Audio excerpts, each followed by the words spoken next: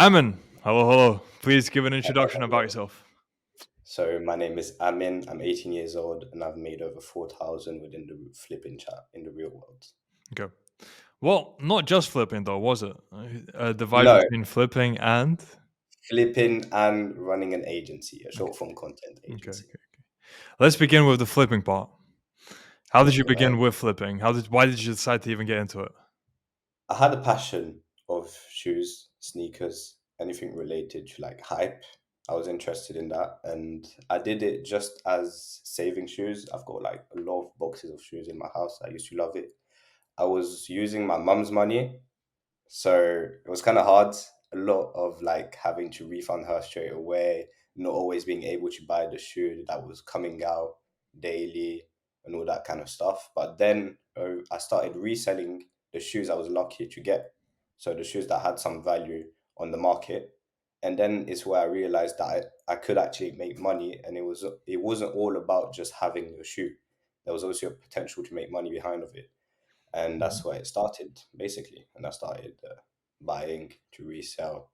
Started with 2 3 pairs a month, and then growed exponentially, we could say. And just in a span of over like 2 months, even less, we could say 1.5, I've made over 3,000. Very solid. I would Hmm. like to know a bit more about shoe flipping because I just do not get into. I guess you say sneakers. I know nothing Yeah, about it, sneakers. honestly. Sneakers. Uh, So let me show yeah. you. Look, I'm gonna show you this example. This is one shoe that I wear. So basically, this is a shoe came out quite long ago. So this shoe is a Jordan 1. It came out exclusively. So what happened is it creates a value because there's a limited number of these shoes, Hmm. and so a value is created within this shoe on the aftermarket. Hmm. So basically, the shoes sell for normally 180 or something around that. It'd been a long Hmm. time it dropped, and on the aftermarket it can go for over 400. So there's a profit to be made if you're Hmm. lucky enough to be able to get that shoe for a lower price once you've Interesting. resold it. How do you actually end up getting it initially since it has limited So stock? initially, if you're extremely lucky, I was extremely lucky, I'm happy to say it. You can go on a Nike app called SNKRS, and they do drops over there. So a drop is either a raffle, or you have to be like fast. You have to be fast and you do your payment stuff extremely fast and get the shoe, or you're lucky enough and you be chosen within every single participant to buy the shoe. Mhm. Okay. When you're actually buying it, how many seconds do you think you have to buy it before it's sold out? Honestly, without lying, you got maybe like 2 3 seconds. If you're Wow. slower than that, you can forget the shoe. Yeah. That's why So people nowadays it become less fun because people like they just pay bots. yeah, I was So about to people ask about that. I'm have, pretty yeah, sure it's just just have a saturated machine with that will bots, do. right? Yeah, exactly. Damn. I remember I was like with two phones, I was clicking this one, this one. That was the real time where it was fun. Waking at 8 a.m., asking my mum, "Can I borrow your phone 2 minutes?" My dad too. That was when it was fun, honestly. Mhm. Now just on a PC, you do one click and you'll get like 5 shoes without even moving a finger. Damn. Yeah. Okay. Sneaker reselling, I guess mostly covered that. Where do you actually end up selling them then when you do acquire them? Either if it's a big shoe, you can sell it within the moment you've like been able to process them. So you don't actually need photos to be able to sell them, because if you over the time you're going to grow a community, not community, but we could say more like contacts. And one phone call, I call a guy, say, "Yo, this is your size. I got this shoe. Hit me up. Are you interested?" And within like a few hours, it can be sold. If it's an interesting shoe, like a shoe that goes over like 600, I'd say 600 euros or something like that. Mhm. But if it's like a lower end shoe, what you can do is just basically wait till night ship it to you. It takes basically like 3 to 4 days. Once it arrives, you take some nice quality pictures and Mhm. post it on any reselling site, like Dylan teached us. Cool. And how is the price actually determined in the aftermarket for that shoe? So the price is determined depending on the value of the shoe, depending on the how what the quantity of production was, and depending on if it's a collab, like example, if it's Off White. Do you know the brand Off White? So brand Off White is quite ex- is it is a quite expensive brand that does some collabs with Nike sometimes.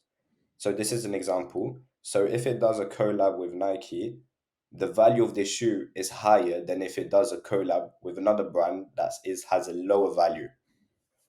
And yeah, and it's mainly on how hype the shoe was before it dropped and everything. Interesting. Yeah.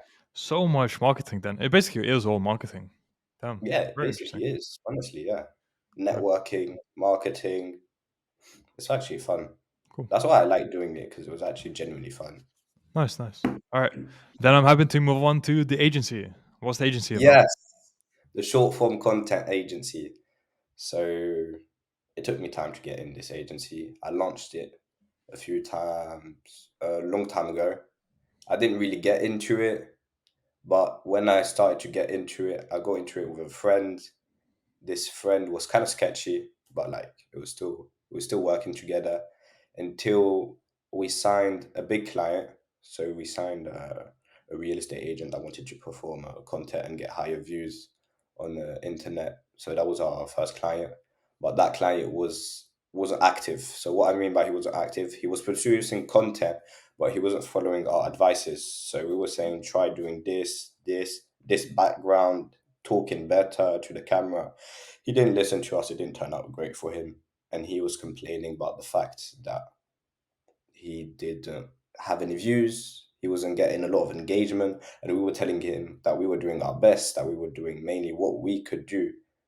But yeah, he didn't want to understand. And then, sadly, the person I was working with,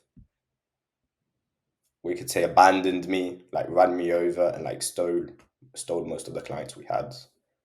And that's how that was the downfall of the agency. And since then, I'm still coming back up, Okay. So working now on you're it. doing it on your own, the agency? So within the real world, in the higher students chat, I found some editors, people that are willing to work with me, and more real people, not more real, but more consistent and motivated people, I Hmm. could say, than the person I was working with before. And so yeah, we're like a little team of 3, 4. Nice. Solid. And how do you actually acquire clients for the agency? So basically, what we were doing before, it was just basic outreach. So we were doing basic Instagram DMing, hey, I love your content, you can make it better, DM us, that kind of stuff. So now, so what am I doing now to be able to bring clients? I have multiple TikTok accounts where I work with some editors within the real world, where they send me where I send them content for them to edit. So we make like a before and after type of content. So what a potential client will be able to acquire if they come and work with us, and then I post that on those TikTok account.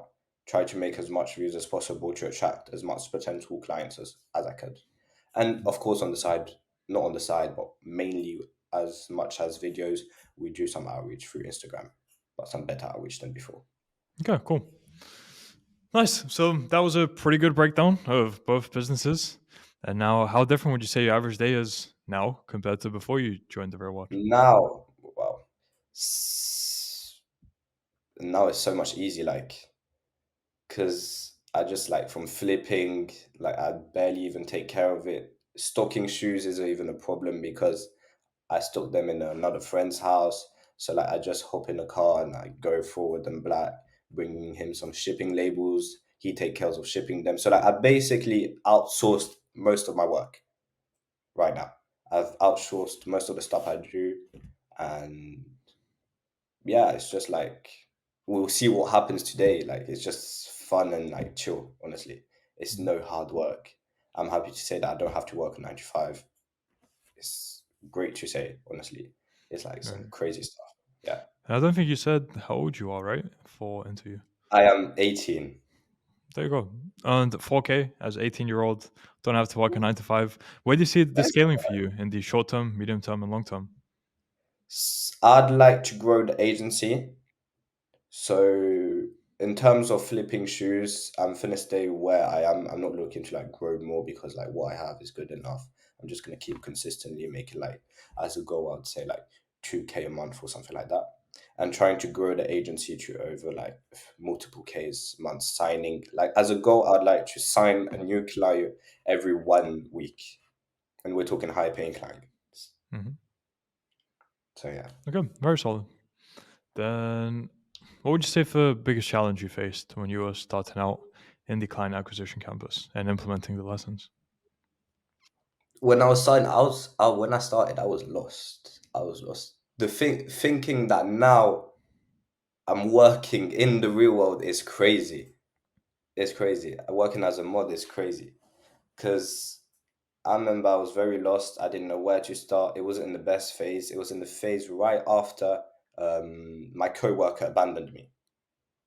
So where he stole all our clients and everything. So it really was hard to like get back on my feet and all. And like going through the courses after having new tats pop up, it was just motivating me to like continue watching more courses.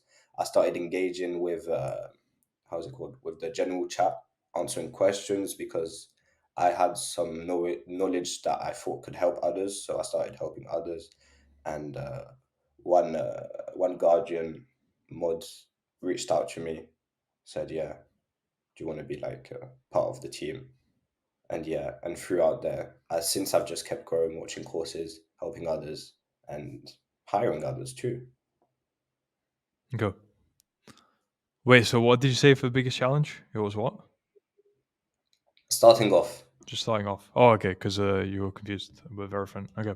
yeah. Uh, Like I was just like I fell down like hard. Cool, cool, cool, cool. How did you end up overcoming it? What was the catalyst for that? What did you say? I didn't understand. How Sorry. did you end up overcoming the down period you had? What was the catalyst? So at first, I just like started to try to become like more disciplined within myself. So I'd like set up some basic rules, do stuff daily, like some basic stuff because like on the real world there's like do push-ups, like do x amount of push-ups every morning, and it created like a discipline within me. And that's where it basically started off. I just like start off by saying, okay, in this agency I'm by myself. That was at the moment where I was alone in the agency, so I would just say, you take care of editing 2 videos today, post one, and then outreach to 5 clients. Next day, outreach to six, and so on until increasing and becoming more serious and disciplined. Mhm. Okay. Then let's see. Impact of Tate. Would you have anything to add there on how he's impacted you? Crazy impact, to be honest. Because, like, I started watching him. Well, the thing is that nowadays, any public speaker, any like streamer, any like famous person isn't spreading out good stuff. What they could nowadays we could say they're spreading out good stuff, but they're not spreading like good stuff related to masculinity or any stuff like that. And basically Tate came and like popped out, like it changed the whole game. Like, and it was at the moment where I was low down, so like him telling us to like get up, get the fuck out your bed and start fucking working because it's time. That is when I realized that yeah, I can't just be wasting time. I need to like get to it. I need to start working. And since then, this guy, I've been listening to him daily, watching his videos, watching his emergency meetings and everything. Yeah, very solid. And had you not joined the real world, what do you think you'd be doing? What was your life heading? I don't know. I would have abandoned the agency, that's for sure. It would have went nowhere. Agency would have went nowhere. Shoes, I think I wouldn't even have the motivation to run the shoes, like to buy or flip shoes. I'd just be like daily on I'd be daily going to uni, coming home, lying in my bed, scrolling on TikTok, all that boring stuff. Yeah. Damn. So now, yeah, way better. Yeah. So that seems a common thing with people that just the real world gives them a direction and a Yeah. purpose, something to head towards, something to strive for. That's That's awesome why to hear. That's why everyone like him, and so many people don't like him because they want to hide from the truth and don't want to like face the fact that they're going nowhere by scrolling on TikTok. Yeah. Okay. Yeah. And I'm happy to wrap up there with a final question. So, for people who are unsure about joining the real world, because surely it must be a scam for $50, right? Yeah, of What course it's advice? What advice of would you have course for it's them? a scam. Mhm. Nah, honestly, $50, what do you have to lose? Like, stop going McDonald's for 1 month and you have like the double $50. You would have $100. Like, bro, it's just excuses. I know some dumb 18-year-olds spending $50 on like dumb Fortnite games or whatsoever. Like, take a risk. Take a risk. What is there to lose? $50. Like, come on. It's the you're not gonna make friends, you're gonna make business partners, you're gonna make a family. It's something else in the real world, like generally. It's not just a basic Instagram group. But in a way, it could potentially just replace social medias because you have It everything a social media Yeah. platform has, except so much better and more. Yeah, except wasting time, basically. Yeah. Yeah, Yeah. yeah. Solid. Okay. And for people who want to find out more about you or contact you, where can they do so? So for any content creators, Instagram is TickTube Shorts. Website is tick/tube.com. If you want to visit, let me know. Cool. We'll add those to the description of the video. And yeah, it was great to hear your story. Let's do follow Thanks. up some point in future. And until Sure. then, wish you all the best. Bye bye.